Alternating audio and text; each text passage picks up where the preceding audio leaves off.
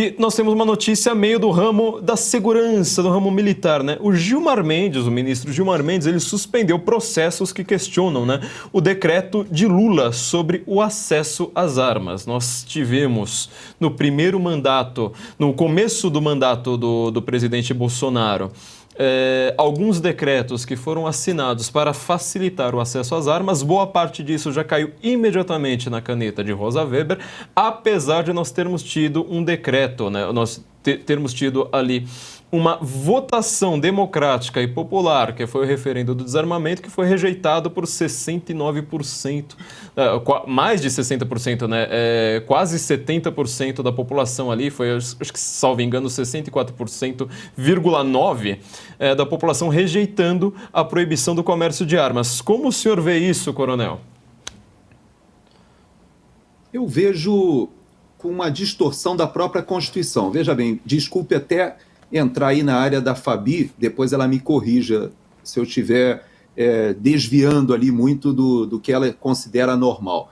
Mas, veja, a minha leitura de observador leigo do direito, eu vou ao texto constitucional e logo no início, né, no primeiro artigo, ali, parágrafo único, fala que todo poder emana do povo e que o exerce por intermédio dos seus representantes eleitos e de forma até mesmo direta em alguns casos, como é o caso que você citou do plebiscito.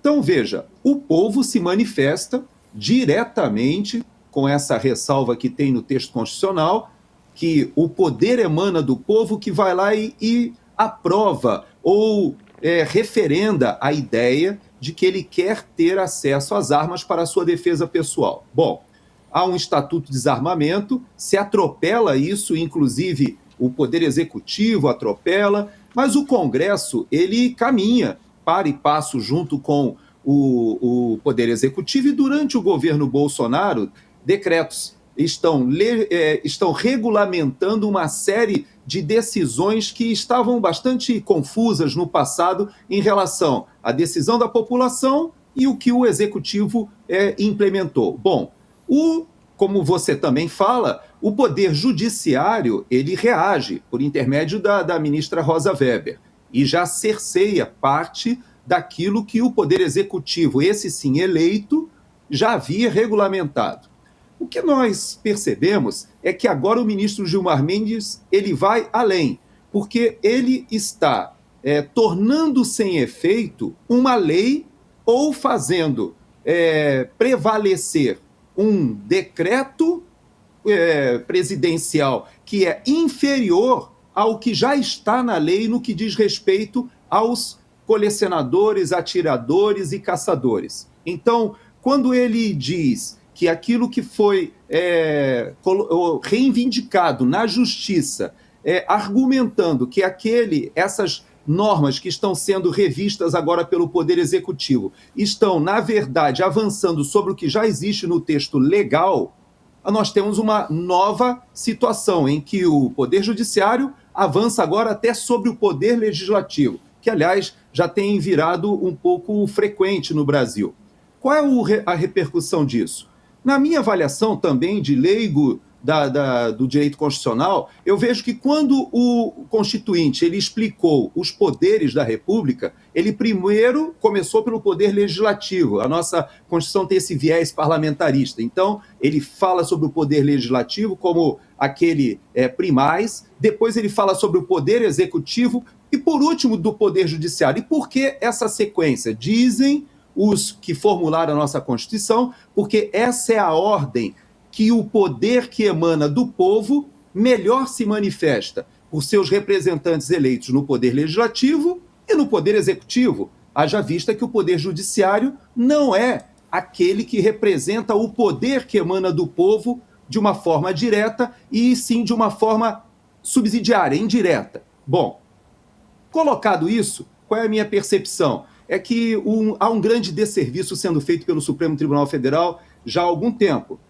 que ora avança na questão da prisão em segunda instância, fazendo uma verdadeira confusão no sistema penal brasileiro, já que a impunidade agora se estabelece, porque ninguém conseguirá, tendo bons advogados, ter seu processo transitado em julgado, é quase impossível, cria-se quatro instâncias, depois ele avança na descondenação do presidente Lula, ele faz uma confusão política, porque aí ele restabelece um ex-prisioneiro para concorrer, e agora começa a fazer uma grande confusão tributária, como aconteceu essa semana, e agora até mesmo revogando leis ou colocando uma hierarquização equivocada do que é legal, que está amparado na lei, do que é infraconstitucional e até abaixo da lei, que é essa regulamentação que foi feita agora pelo próprio Ministério da Justiça.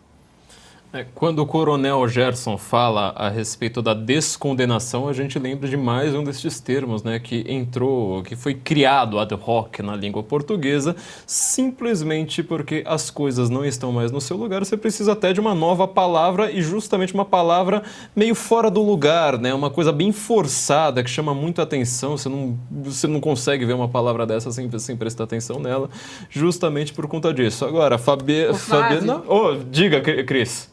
Só uma parte, porque aí vou assumir a maternidade desse termo aí, fui eu que criei no Pingos nos Is, porque a gente estava sendo proibido de usar, aliás foi antes da censura, mas a gente já estava pelas redes sociais sendo difamado, porque a gente inventava que ele não tinha sido inocentado. Então, a alternativa que surgiu ali na hora que a gente começou a comentar a notícia é que ele tinha sido descondenado, e isso acabou pegando. É a única forma de definir o que aconteceu naquela aberração jurídica, mas segue aí o baile sobre as armas. Temos então aqui uma declaração de maternidade, né? Coisa inédita, que coisas que só acontecem. Esse filho é meu com orgulho, porque a gente precisava dar ao país uma forma de definir tamanha manobra jurídica sem cabimento e não mentir, não espalhar fake news, né? Como obrigaram até veículos de imprensa a espalhar, dizendo que Lula foi inocentado, o que é uma tremenda de uma mentira. Exatamente, mas aí é um termo justamente que vai contra, né, essa imprensa adversativa, porque é uma ironia, né, com todos esses termos. Fabiana, o que você tem a comentar sobre essa coisa maravilhosa? É um tanto errático, né, se a gente for pensar bem. Está fora do lugar. Bom, primeiro o coronel disse, o coronel tem que pedir perdão nem coisa nenhuma, porque falou muito bem a respeito das leis, é isso mesmo, e eu nem dei boa noite para vocês, boa noite, viu? Não sou mal educada não, é que hoje está assim, correria. Mas o que eu queria falar a respeito disso, vamos lá. Primeira coisa, que a questão do armamento no Brasil, ela sempre foi mal discutida, porque a imprensa de verdade, essa imprensa que se diz a dona da verdade, ela sempre colocou dados do Instituto Sou da Paz, etc., como sempre os verdadeiros e únicos. E a gente sabe que a população comum vive uma violência extremada, né? Então, primeiro tínhamos um problema lá dos rurais, que é óbvio que a polícia não consegue chegar na demanda que precisa para essa população rural que tem que defender a sua vida, a vida da sua família e a propriedade privada. Então, existe essa discussão. Também existe a discussão permanente da sociedade em relação à legítima defesa, né? Então, foi para isso que foi criado. Agora a gente já vê as narrativas paralelas, porque muitos, quando viram esse decreto do Lula, do governo, quiseram então entrar na justiça na primeira instância para garantir o seu direito adquirido, por falar nisso, né? Coisa julgada e direito adquirido é uma coisa que não está valendo mais, isso é um grande absurdo, de garantir o seu direito adquirido em relação ao armamento, porque passaram por todo aquele processo que todo mundo sabe que não é fácil, não é simples conseguir esses armamentos e queriam apenas resguardar, né? Continuar com o seu direito a ter armas. E vários juízes de primeira instância, com base na lei, o que existe na lei, concederam essas liminares. E o que houve, então, o Gilmar Mendes cassou. O que ele disse, em outras palavras, nós, do Supremo, não queremos nem saber que vocês, juízes de primeira instância, dizem. Nós temos aqui algo que não importa se está coadunando com a lei, não importa que está coadunando com a realidade do brasileiro, mas, de fato, o Lula fez muito certo e era um grande absurdo. Aí a gente tem, junto com isso, as falas do ministro da Justiça, que é o Flávio Dino, dizendo... Essa é um grandíssimo absurdo mesmo. Dizendo que o crime organizado está armado porque foram armas legais importadas para o Brasil. eu, assim, realmente, eu fico... É que vocês não estão vendo, mas quando eu falei, tanto a Cris quanto o coronel, eles chacoalharam a cabeça com essa notícia, porque realmente, gente, para quem vive nas grandes cidades... Tem aqui já em São Paulo, as grandes organizações criminosas têm armamento que tem na Ucrânia, né, para a guerra. Então isso não tem a mínima possibilidade de ser importado de forma legal pelos CACs, por exemplo. E aí sempre falam do movimento pró-armas, mas é um movimento sério que vem desmistificando e colocando essa vontade do brasileiro, que é de proteger a si mesmo. Então quando a gente fala de armas, a gente fala de movimento pró-vida, que tem tudo a ver também com o movimento que é pró-vida em relação ao aborto. E aí eu vi uma comparação na CNN, vou falar a mídia porque realmente ela fez essa comparação hoje, dizendo que grande parte da população brasileira realmente não é a favor do aborto. Nossa, achei um milagre eles admitirem isso. E que a mesma população também não é a favor das armas. Aí a gente vai para as narrativas e eu pergunto ao ministro pergunto ao ministro Alexandre de Moraes se isso vai ser considerado tão grave quanto pedofilia, né? É essa a pergunta.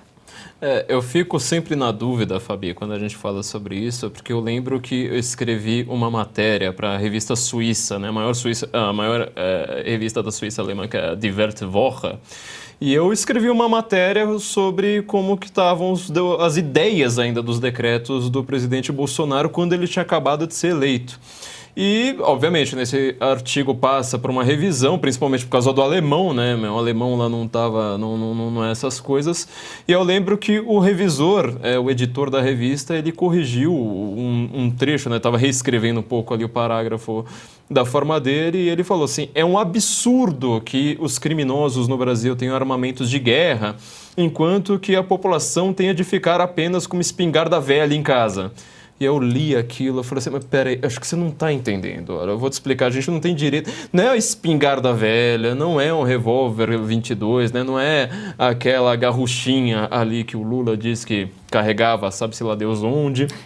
É que a gente não tem direito a usar absolutamente nada, é um desarmamento total, completo, absurdo, e que, como nós já dissemos, foi completamente recusado pela população em geral. Cris, você que você tem comentado bastante o papel da mídia, né? A Fabi aqui comentando bastante sobre o direito, o papel da mídia também, e em não estar na sua posição, ou seja, como disse aqui também o Coronel Gerson, né?